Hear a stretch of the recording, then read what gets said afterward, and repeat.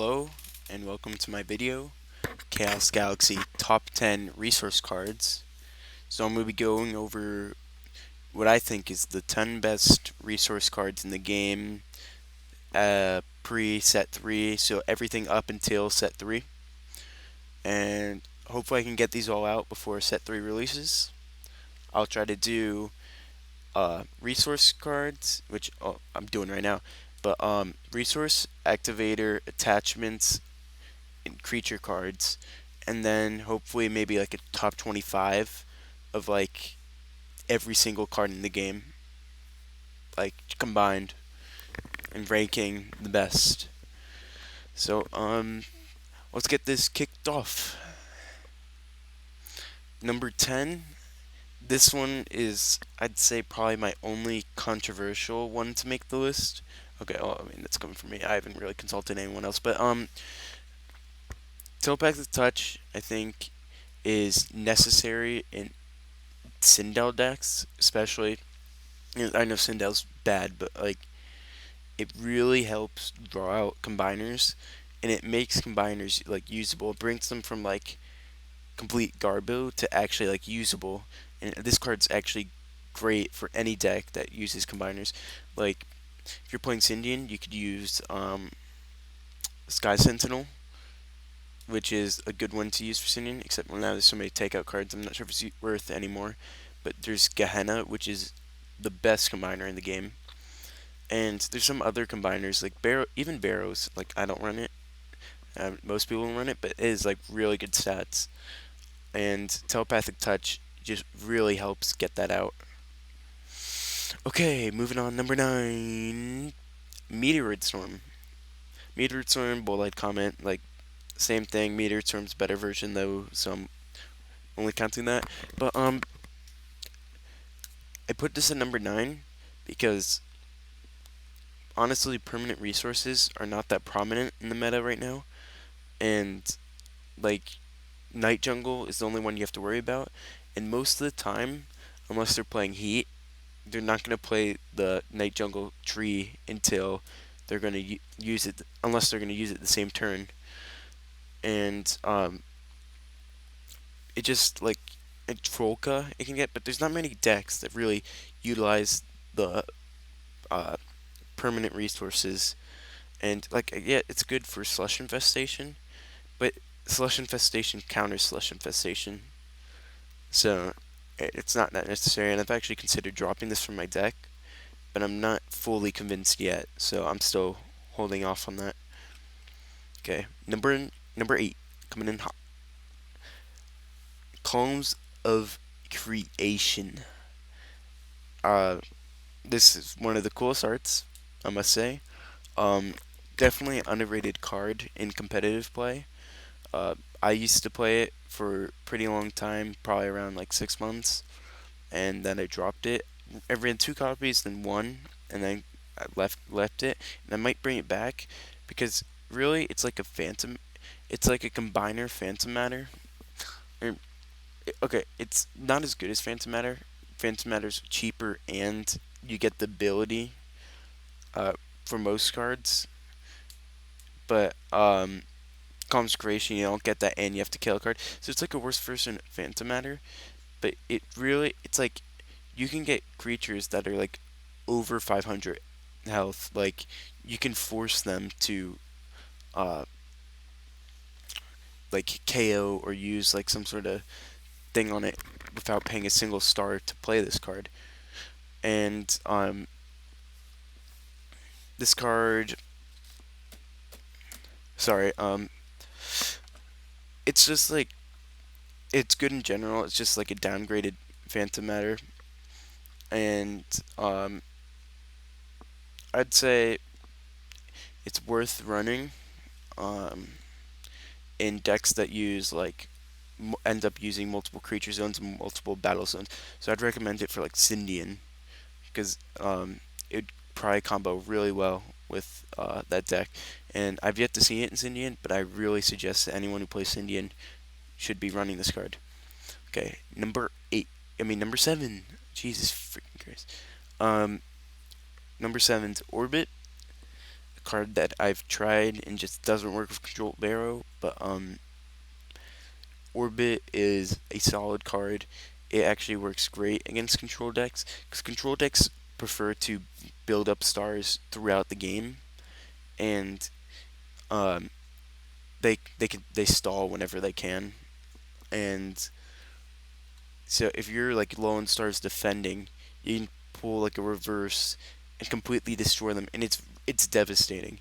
When someone gets an orbit on you when you're like near 20 stars and they're nothing, it's absolutely devastating because they spend all the stars and then your huge advantage just vanished. And this card definitely saves games.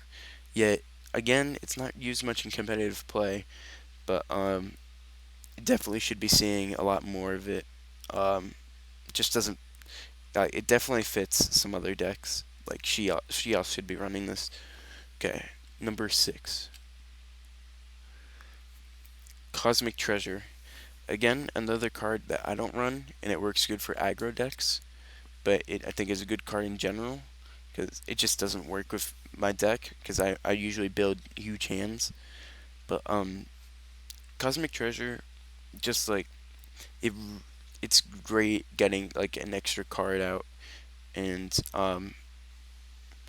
if you're playing a fast deck, you're gonna have less, and getting 2 more cards while reducing your deck size, kind of like a Relics Mine, but +1, though it's more strict, but it's like a Relics Mine, but you also get to draw a card, and it really helps with the speed of the deck, and it can get you out of tough situations or even put you into like good situations, win the game. I'd say overall this is a really good card. Okay, number 5, Slush Infestation. This is one that people possibly could rank higher. I know I said I kind of wanted this half band, but that's more of it's like an annoyance rather than like it's a staple that everybody plays, and at the same time kind of an annoyance having to deal with every single game. But this card definitely helps either stall or force your opponent to uh, pay more stars than they should be in a certain turn, and it can really help out making like big plays bigger or reducing the damage from your opponent. Like a good example of this card that like being played like effectively is like um, playing Slush Infestation on their resource zone if they only have one. So covering that and then attacking their opponent and they can't beast the black hole or anything. Or if you place a Pelfam and bounce a creature, but you place a Slush on that, that they can't super bounce a trampoline. And you can also put it on like a creature zone, so they can't like keep pumping out cards like a Shios or Syndian deck. They have to like buy another zone, which will cost them like 8 or 4 to 8 usually, and it's like a really good card in general. Okay, number 4, Bullwarder. Bullwarder is I don't know a single deck except for except for maybe Sindel and Pelisium. I don't know any other deck, and maybe Gaios. Those 3, but the other 4 planets, uh, Bullwarder works really well with because like the most common creature in the game is a 4-star creature, and there's some powerful, like really powerful 4-star creatures, and most 4-star creatures can have a Blaze Elixir or a Eternity Amulet for cheap, and you can just combo off of that really easily. And there's cards like Star Absorber, you can make like 480, 480, and attach a Bullwarder to it, and then you have to kill it twice, which is like really difficult at that um, at those stats, and it just combos really well with like Barrow, Shios, Indian, um, maybe Roka. I don't know. It could with Wild Wing, but overall this card is really good, and I think if you play Barrow, Shios, or Syndian, you you definitely should be playing Bullwarder because it just it just really helps, and it can also stall for you. It's kind of like an adage rocks, like kind of, and you get to choose when you use it or not. Like you can decide, oh, this is not a good situation to use it. It'd be kind of a waste now because I don't want to protect my pointy Bagabuga. So like next turn you can play like a Pirate Knight and protect it. I don't know, but overall this card is definitely great, and I recommend it for those top decks. Okay. Number 3, Divine Doom. Okay, this one is controversial with my placement on the list, but I stand by this. I think Divine Doom is the only reason why Syndian's on the map. Syndian would probably be maybe just above Sindel if Divine Doom didn't exist. But this ability is like absolutely like amazing. It's better than Galaxy Crash. It's like so cheap, and it works perfectly with Syndian because you can kill like a Bagabuga. Like who gives a shit about Bagabuga? Shoot about Bagabuga. Um, that it's just like a 1-star creature gone. Who cares? Killed their entire field. Galaxy Crash, but only their side. It's like Beast of the Black Hole and Galaxy Crash had a baby, and they made Divine Doom. And like this is a great card, and it really makes Syndian good. And in set 3, I expect this to be possibly half banned if we see Syndian become like a top deck, like which I assume it to be. I think it'll be top 2, probably top 2 or 3.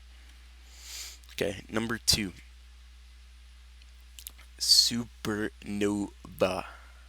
So I think it was like probably 6 to 7 months back, maybe 8, when Supernova started getting played, and everybody, I would say around November is when it started getting played, but September, October, Omnius started like really raising in popularity, and there weren't really good answers for it, and Supernova is like the perfect counter for Omnius.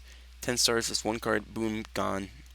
It kills Crunchon, Verdius, Humongous Ancient Rock Band. It can destroy. It can even destroy like small 4 stars like De, who have no ability. And like this card is like a KO, but sadly you can't use it on Pelfam. But like it works on probably like 50% of the cards in a deck, in someone's deck. It's 50% of the creatures. So it's like it's especially good against the big creatures. And this this card just keeps the person in check, making sure that they don't play big creatures, like just spam them out and like be really annoying. If you're holding on to this Omnius, if they pay, like if they're at 10 stars, they pay 10, 0. You just Supernova it, and they're broke. They got nothing. Okay. Uh, Here's some honorable mentions. Bulllight comment. Again, like comet. It's practically Meteorite Storm, but worse. 'Cause nobody really runs those permanent resources, unless I'd say Bulllight Comet is probably only better for Gaius, for Night Jungle Gaius. But other than that, no. Creature Conjurer, again, this is kind of like a situational one. Like this one can work in some decks that like aggro Shios, where they're just pumping out creatures, or maybe like Syndian, where they're just putting all these creatures out, and sometimes they don't have time to afford these creature zones, so they'd rather get it for free. Galactabo, a card that we don't see in competitive play, but I do think that it could be a great card. Um, Galactabo is pretty much like I, it's versatile. Like you could use it to gain an extra point or two, and you can also use it to play some defense, and this card can work well with like a 4-star small creature. Take out like a 6 to 8 with like uh, sort of high health. Like I'd say it's a pretty good card that doesn't see enough play. Okay, honorable mention: Streets and Night Jungle. I'm not even explain it. They're all really good. Um, okay, Charge Blaster. Charge Blaster is definitely probably one of the worst takeout cards. I mean, at least it's better than Galactic Shapeshifter. But Charge Blaster is that's like usually you want to use your takeout cards on the big creatures, but you're not gonna want to pay like 8 stars to take out Crunchon or 10 stars to take out Omnius. It's not worth it at all, and it's just like this card just doesn't work well. It's not as good as like Supernova or KO. Okay, Abandonment. This card kills all creatures on both players' planets that are not from their home planet. And I think this card could actually work great, and absolutely, I've never seen this card in competitive play.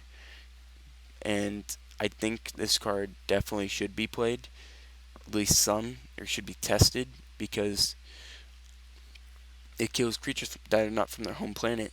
So that's like a Pelfam kill. That's a free Pelfam kill. That's a Omnius kill. That's a like those cards at Guster kill. Like you can use it and kill those, and it doesn't affect your own creatures, assuming they're from your planet, which is really good. And I think it definitely should be at least tested. Okay, planet. Yeah, Planet Pathway. Um, Free plays a 5-star or less creature from your planet, from the same planet as yours. I think this one could be good because it's just like a free play. But if you have the combos like Blaze Elixir and Bullwarder, you can use this and like get like 6 points in one turn and without paying a star. Like that's really good.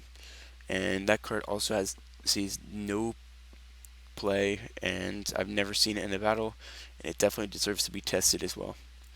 Then there's Double Wormhole, which is good for like decks that kind of stall, like Gallifection decks or Night Jungle, because Night Jungle wants to cycle through those gloves.